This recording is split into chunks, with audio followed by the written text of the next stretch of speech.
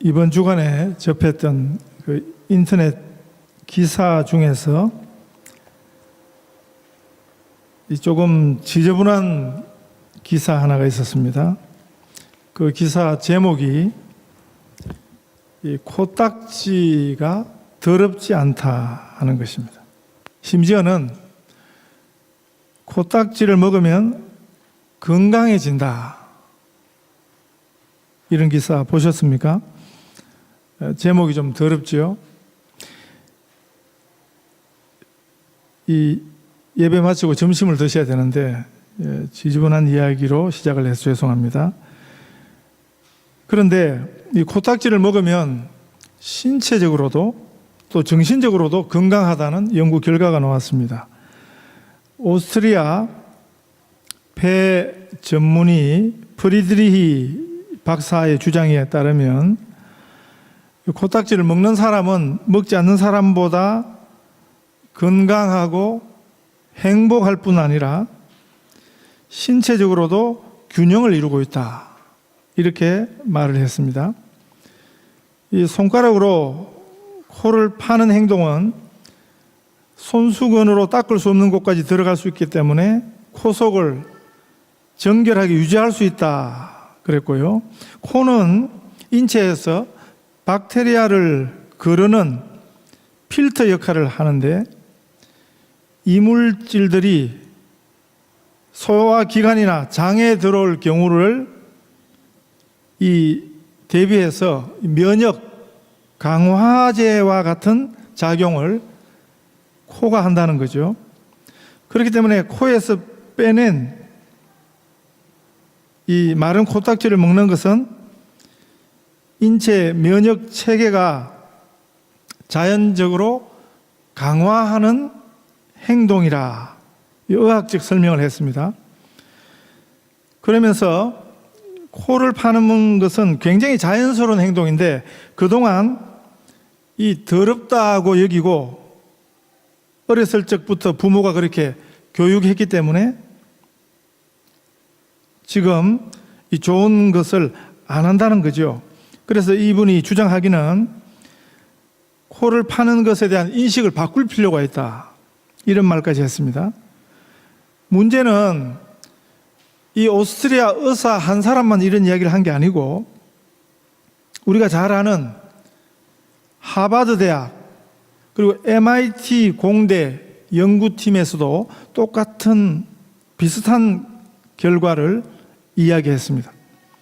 이 코딱지에 포함된 성분이 질병을 예방하는 면역력을 향상해서 건강을 정진시키는 효과가 있다 하는 연구 결과를 두 대학 연구팀이 발표를 했습니다. 이 코딱지에 들어있는 이 소량의 세균 또 박테리아가 우리 몸에서 일종의 예방 접종과 같은 역할을 해서 면역력을 향상시킨다, 이렇게 말했고요. 충치, 호흡기 감염, 위궤양, 에이즈 바이러스까지 막을 수 있다. 이 아주 유명한 대학의 연구팀이 이렇게 분석해서 말을 했습니다. 감성적으로 생각하면 굉장히 더러운 것이지만 냉정하게 생각을 하면 받아들일 수도 있겠다, 이런 생각을 해보았습니다. 아무리 좋아도 교회에 오셔서는 하지 마시고 앞으로 어린아이들 경우에 우리 부모님들이 아이들이 코 파고 또 그거 먹는 거 보면 너무 끔찍하게 생각하잖아요. 뭐 그렇게 하지는 않으셔도 되겠다 하는 그런 생각을 해봤습니다. 우리 신앙생활에서도 감성보다 더 중요한 것은 냉정한 사실입니다. 신앙에서 냉정한 사실, 이 객관적 사실, 그게 하나님의 말씀이거든요. 우리는 하나님 말씀 앞에 너무 지나치게 감성적으로 반응하기보다는 냉정하게 아주 진중하게 하나님 말씀을 대하는 그런 태도, 자세가 우리 신앙생활에는 너무 중요합니다. 지금 본문이 지적하는 제일 악한 죄가 뭐냐 하면 우상 숭배하는 죄거든요. 우상 숭배하는 죄는 이전에 그 시대에만 해당되는 것이 아니고 오늘도 우리의 문제이기도 합니다. 우리가 왜 자꾸 우상 숭배, 하나님의 말씀은 이렇게 엄히 금하는 것인데 우리는 왜 자꾸 우상 숭배에 빠지고 있냐는 거죠. 엄중하신 하나님 말씀에 그 경고보다도 뭐 괜찮겠지 하고 쉽게 생각하는 데서 오는 그 명령에 대한 우리가 감성적으로 너무 쉽게 생각하는 데서 오는 실패에서 오는 경우가 많은 것입니다. 당장 우리가 만난 형편 때문에 우리의 냉정함이 무디어진 것입니다. 우선 눈에 보이는 것을 먼저 쫓다 보니까 우리가 쉽게 우상에 빠지게 되는 것입니다. 우리 영혼을 위해서, 우리 삶의 궁극적 유익을 위해서 우리는 하나님 말씀 앞에 아주 진중한 자세가 필요한 것입니다. 그래서 교회에 오셔서 가장 마음을 두어야 하는 것은 성경 말씀입니다. 성경을 배우시되 적극적으로 배우실 수 있기를 바랍니다. 그러기 위해서 제일 중요한 것은 성경 읽기입니다. 성경을 읽어야 됩니다. 성경 읽기는 아무리 강조해도 지나치지 않습니다. 가장 좋은 성경 읽기 방법은 뭐라고요? 성경을 읽으면서 질문을 던져야 됩니다. 우리가 성경을 읽으면서 질문이 많아질수록 성경 읽기가 깊어지는 것입니다. 절대 성경은 그냥 질문 없이 읽을 수 없습니다. 성경을 질문 없이 생각 없이 읽는다는 것은 그건 성경에 대한 관심이 없는 것입니다. 우리가 하나님 말씀에 진중한 관심을 가지면 질문이 생기는 것입니다. 어떤 본문을 대하더라도 반드시 해야 하는 질문이 있다 그랬죠. 가장 기본적인 질문이 있다 그랬죠. 하나님이 어떤 분이신가? 오늘 본문은 하나님을 어떻게 지금 우리에게 알려주시는가 하는 것입니다. 이것이 가장 기본 질문입니다. 그리고 이 말씀이 내게 지금 뭐라고 말씀하시는가? 인생이 뭐라고 말씀하시는가? 삶이 무엇이라고 말씀하시는가? 우리의 죄에 대해서, 우리의 문제에 대해서 뭐라고 말씀하시는가 하는 것을 질문해야 합니다. 그럴 때 우리 하나님 말씀은 반드시 응답하십니다. 우리 하나님 말씀은 반드시 우리를 인도하실 것입니다. 여기서 그치지 않고 더 나아가야 하는 것입니다. 꼭 기억하십시오. 질문이 많아질수록 성경 읽기의 깊이가 깊어지는 것입니다. 성경 본문을 대하면서 또 하나 중요한 질문이 이 본문에서 복음은 무엇인가 하는 것입니다. 똑같은 의미가 은혜는 무엇인가 하는 것입니다. 이 본문에서 은혜는 무엇인가? 오늘 본문을 읽었습니다. 하나님은 어떤 분이신가? 하나님은 뭘 원하시는가? 하나님은 무엇을 바라시는가? 그리고 인생의 모습이 나타나지요. 그리고 오늘 본문 가운데 복음은 무엇인가? 오늘 본문이 담고 있는 하나님의 은혜는 무엇인가? 제가 제목을 이렇게 달았습니다. 불순종 중에서도 은혜는 있습니다 하는 것입니다. 오늘 본문 속에 담긴 복음은 이 사람들의 불순종의 이야기지만 이 불순종 가운데서도 하나님의 은혜는 있습니다 하는 것입니다. 하나님 말씀에 거듭 불순종하고 우상 숭배에 빠져서 그 화를 자초하는 하나님의 백성들의 그 실패에 대한 기록들입니다. 우리 부모님들 표현 속에 우리 아이는 지금까지 한 번도 내 속을 썩여본 적이 없다, 이런 분들이 들어 계시더라고요. 네. 부모에게 한 번도 불순종한 적이 없는 그런 자녀들을 둔 부모님들이 가끔 계시더라고요. 그 말은 그만큼 자녀가 훌륭하다는 말이고요. 그리고 또 하나는 그 부모 된 분들도 참 훌륭한 분이라야 그렇게 되는 것입니다. 그만큼 그 자녀를 또 잘 봐주시는 거겠죠. 그런데 참 유감스럽게도 하나님의 자녀된 우리들은 아무도 온전히 하나님께 온전한 순종을 할 수 없습니다. 그것은 우리들의 근본적인 약함이죠. 한계의 문제이기도 하지만 또 하나는 하나님의 기준이 우리 육신의 부모님들이 가진 그 기준하고 다르기 때문에 그렇습니다. 하나님의 요구가 우리 부모님들의 요구와는 차원이 전혀 다른 것이기 때문에 그렇습니다.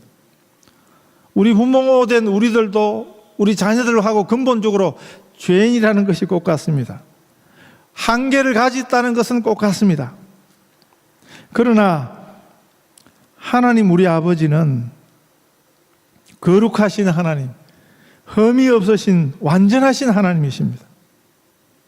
그래서 근본적인 죄인으로 태어나는 우리들은 그 하나님의 요구를 온전히 이룰 수 없는 그런 태생적 한계를 우리가 가지고 있는 것입니다. 우리가 어쩌다가 한 번씩 실수처럼 그렇게 하나님의 요구에 불순종하는 게 아니고요. 우리가 하나님 말씀 앞에 정직하게 서면, 하나님 말씀 앞에 가까이 서면, 그래서 성령의 밝은 조명 앞에서 하나님 말씀 앞에, 하나님 말씀이 우리를 비추는 거울이거든요. 그러면 우리는 불순종을 밥 먹듯이 하고 있습니다. 우리는 매일 매 순간마다, 심지어는 우리 스스로 알아차리지 못하면서, 그러면서도 우리는 불순종하고 죄를 짓고 그러고 있는 것입니다. 그래서 우리에게는 하나님의 용서가 매 순간 필요한 것입니다. 하나님의 용서 없이 우리는 살 수 없습니다. 우리가 성경이 말씀하시는 그 하나님을 바로 만나면 누구든지 이런 고백을 하게 되는 것입니다. 하나님의 용서 없이 한순간도 살 수 없구나 하는 것을 고백하게 되는 것입니다. 우리는 하나님의 은혜 없이는, 우리의 하나님께서 우리를 불쌍히 여겨주시는 그 긍휼히 여기시는 은혜 없이는 한순간도 살 수 없는 존재임을 알아야 하는 것입니다. 그래서 우리가 우리의 기도에서 반드시 해야 하는 기도는 하나님 우리를 불쌍히 여겨 주시옵소서 하는 기도입니다. 우리가 이 사실을 잊을 때 다른 누구가 아니라 바로 우리 자신이 하나님의 용서 없이 살 수 없다는 것을 깨닫지 못할 때, 그때가 바로 우리들이 하나님의 은혜에서 멀어지고 있는 때인 것입니다. 하나님을 향한 이 불순종의 문제는요, 어제 오늘의 문제가 아닙니다.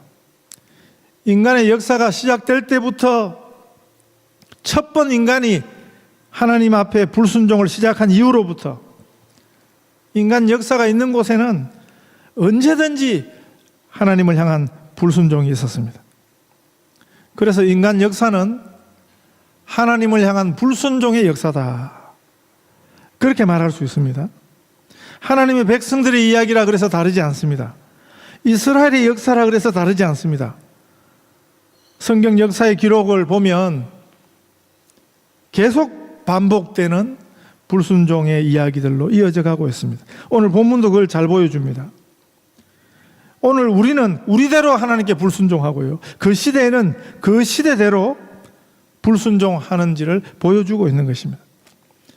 11절 12절에 보시면 이스라엘 자손이 여호와의 목전에 악을 행하여 바알들을 섬기고 애굽 땅에서 그들을 인도하여 내신 그들의 조상들의 하나님 여호와를 버리고 다른 신들 곧 그들의 주위에 있는 백성의 신들을 따라 그들에게 절하며 여호와를 진노하게 하였으되 여호와의 목전에서 악을 행했다. 하나님이 밝히 보시는 그 앞에서 담대히 불순종의 길을 걸었다는 것입니다. 우리들이 얼마나 죄를 담대히 짓고 있습니까? 이 죄에 대한, 악에 대한 감각을 잃어버린 행위들이 얼마나 많습니까? 13절에 보면 여호와를 버리고 바알과 아스다롯을 섬겼다 그랬습니다. 하나님 대신에 바알과 아스타롯을 하나님으로 섬겼습니다.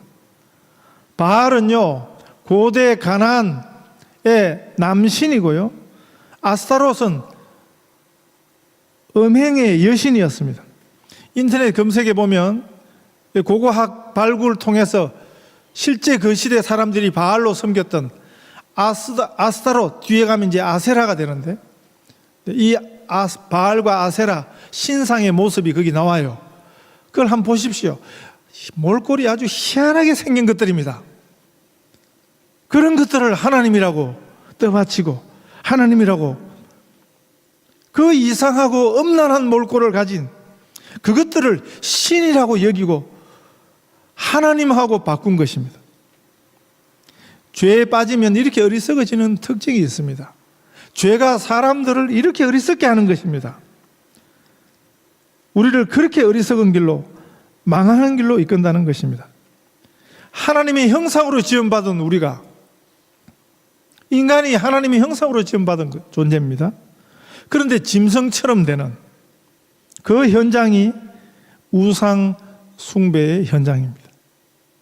창조주 하나님이신, 우주의 주관자이신 우리 하나님의 감히 될 수 없는 너무나 무가치한, 무익한 그런 잡신, 쓰레기 같은 그런 것들을 하나님이라고 생각하고 거기 머리를 숙이고 그것들이 뭔가를 가져다 줄 걸로 생각하고, 이것이 불순종하는 어리석은 인생의 모습입니다. 우리 한국 문화에도 각 문화권마다 우상이 있습니다. 우상의 상징이 있습니다. 우상의 그림이 있습니다. 몰랐을 때 그걸 신이라고 떠봤던 것이지, 뒤돌아보면요, 참 그런 모양을 보면, 네, 이런 불순종이 가져오는 결과가 무엇입니까?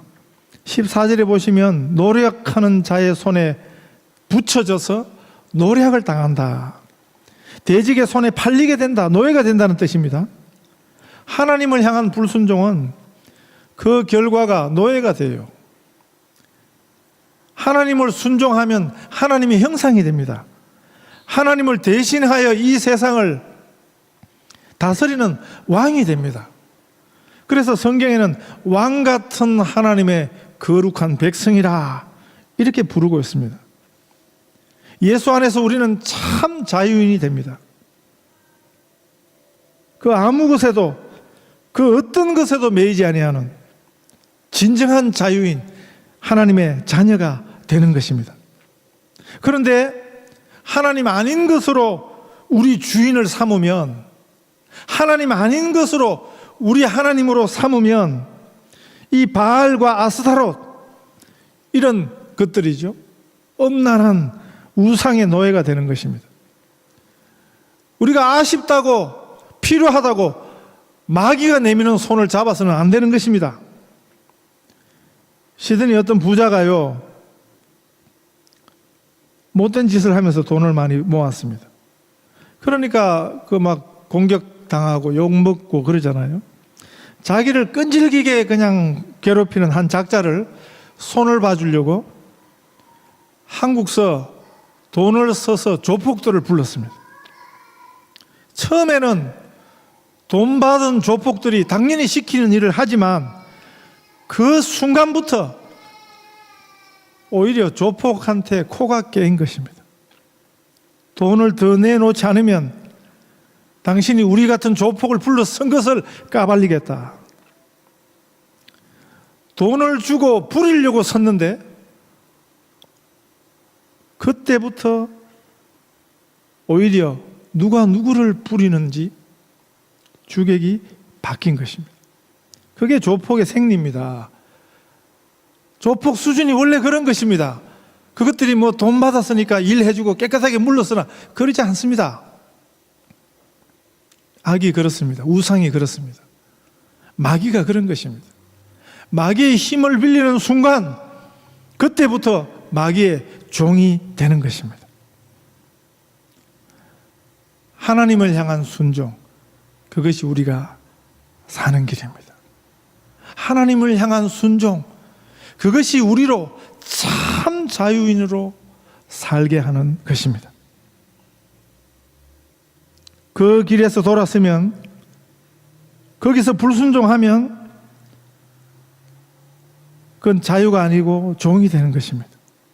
15절에 보면 그 괴로움이 심해지는 것입니다. 하나님을 불순종하고 그 하나님의 은혜에서 떠난 인생은 심한 고난이 당연한 것입니다. 우리가 어떤 처지에 있더라도 우리의 처지가 아무리 어려워도 그 자리에서 하나님을 바라보고 하나님의 은혜를 기억하면 그때 이미 우리는 찬송할 수 있습니다. 그때부터 이미 우리의 마음이 평안을 누리는 것입니다. 하나님의 생명의 기운에 힘입기를 시작하는 것입니다. 우리가 어려운 일 당했을 때 기도하고 한참을 기다려야 겨우 하나님께서 우리에게 오시는 것이 아니고요. 우리가 하나님을 향해서 우리의 마음을 순종하는 자세를 드릴 때, 순종의 마음, 믿음의 마음을 드릴 때, 그때 이미 우리는 하나님이 주시는 그 생명의 그 은혜에 힘입는 것입니다. 그러나 반대로 우리가 하나님을 불순종할 때, 하나님에게 하나님의 뜻에 대해서 우리 등을 돌릴 때, 그때부터 이미 우리는 불안해지는 것입니다. 그런데 우리 하나님의 은혜가 무엇입니까? 불순종으로 생명이신 하나님을 떠나서 종이 되고 노예가 되고 그 어리석음으로 빠져드는 우리들을 하나님께서는 불쌍히 여겨주신다. 긍휼히 여겨주신다. 그것이 우리 하나님 아버지의 말로 닿을 수 없는 놀라운 은혜인 것입니다. 그래서 불순종 중에도 있는 은혜입니다. 불순종한다고 그냥 내버려 두지 아니하십니다. 우리가 하나님의 도움을 구할 때 하나님께서 우리를 긍휼히 여겨 주시는 것입니다. 이 세상 같으면 벌써 우리를 내버렸을 것입니다. 그들도 보지도 아니할 것입니다. 완전히 버림받는 존재가 되었을 것입니다. 그러나 우리를 향하신 하나님의 은혜는 세상 것과 다른 것입니다.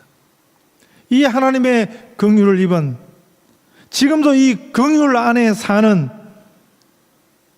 우리들이 모여서 교회가 된 것입니다. 그래서 교회는 어떤 이 세상의 집단과는 다른 것입니다. 필요 없다고 아무도 내어버림을 당할 수 없는 곳, 그것이 우리 주님의 교회입니다. 그것이 하나님의 교회입니다. 천국은, 하나님의 나라는 이 하나님의 은혜로 가득한 곳입니다. 반대로 지옥은요, 하나님의 은혜가 바짝 말라버린 곳이 그게 지옥입니다. 지옥이 뜨거운 불 때문에 무섭다고 생각하면 지옥을 요즘 세상 말로, 아이들 말로 1도 모르는 것입니다. 지옥의 진짜 무서움은 하나님의 자비가 바짝 말라버린 곳입니다. 그게 진짜 지옥의 무서운 것입니다. 예수님이 설명해 주셨습니다. 누가복음 16장이에요. 부자와 거지 나사로 비유를 통해서 말씀해 주셨습니다. 지옥에 떨어진 부자가 아브라함 품에 안겨있는 나사로를 보고요, 아브라함에게 요청하지요. 아버지 아브라함이여, 나사로 손가락 끝에 물 한 방울 찍어서 내 혀를 서늘하게 해 주십시오. 물 한 방울의 자비도 말라버린 곳이 그게 지옥입니다. 교회 안에서도 이런 분들이 있습니다. 아주 매정합니다. 하나님의 은혜가 바짝 말라있는, 불쌍히 여길 줄을 모르는, 다른 사람을 향한 그런 태도가 오히려 그 사람의 참으로 불쌍한 내면인 거죠. 장로 몇 분들을 어떤 교회 한 자리에서 만났습니다. 그 교회가 어려움을 당하면서 그 장로들 자신들도 참 많은 어려움을 당했습니다. 누가 잘못했는지 그건 둘째 문제고요. 항상 인간의 문제는 일방적인 문제는 아니거든요. 우리 문제라는 것은 항상 함께 있는 것입니다. 그 장로 몇 분들 이야기를 들으면서 듣다 보니까 그 장로 분들이 두 부류로 나뉘어졌습니다. 한 부류는 그래도 용서해야지요. 아무리 싫어도 어쩌겠습니까? 하는 분들이 있고요. 한 부류는 이만큼 당했으니까 절대 용서 못한다. 그렇게 나뉘어지더라고요. 아무리 자신들이 당한 일이 억울해도, 아무리 그 마음으로 싫어도, 그래도 용서해야만 한다는 사실을 아는 것, 그분들은 여전히 하나님의 은혜 안에 머물고 있는 것입니다. 이게 성경적 증거입니다. 그게 성경식입니다. 내 식은, 우리 식은, 우리 본능이, 우리 타고난 죄성이 가르치는 방식은 하나님의 은혜에 대해서는 안중에도 없고, 오로지 원수를 갖고야 말겠다, 이 억울함을 풀고야 말겠다, 이 세상의 잣대로 보면, 우리 상식과 통념의 잣대 기준으로 보면 이런 반응이 그렇게 잘못된 게 아니에요. 그런데 하나님의 은혜라는 잣대로 보면, 하나님의 은혜라는 기준으로 보면 그것은 하나님의 은혜가 바짝 말라있다는 증거가 되는 것입니다. 아무리 어려워도, 아무리 억울해도 하나님의 은혜의 능력을 가릴 수는 없는 것입니다. 은혜 안에 머무시기를 바랍니다. 우리 하나님의 은혜의 능력 안에 거하시기를 바랍니다. 그래야 교회인 것입니다. 그래야 성도인 것입니다. 긍휼히 여기는 자는 복이 있나니 그들이 긍휼히 여김을 받을 것이며, 예수님이 말씀하신 것입니다. 하나님의 은혜를 망각하면 그건 진짜 죽는 길입니다.